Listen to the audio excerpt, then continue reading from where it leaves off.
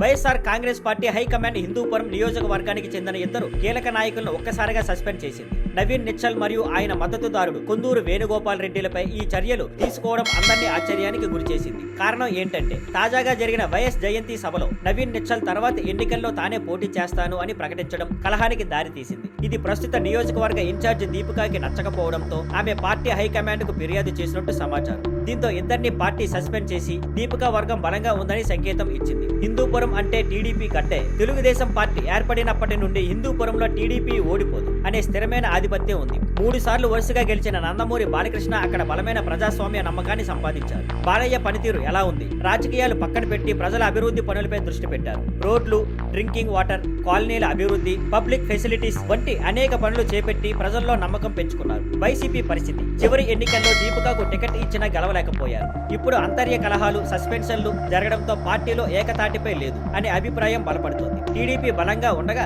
YCP అంతర్గత పోరాటాల్లో పడిపోవడం పార్టీకి నష్టమే అవుతుంది. మొత్తానికి హిందూపురంలో టీడీపీ బాలయ్య నేతృత్వంలో బలంగా నిలిచిందనిపిస్తే వైసీపీ మాత్రం అవినాభావమైన అంతర్గత సమస్యలతో తేలిపోతున్నట్టే కనిపిస్తోంది. Thank you for watching. Please like, share and subscribe.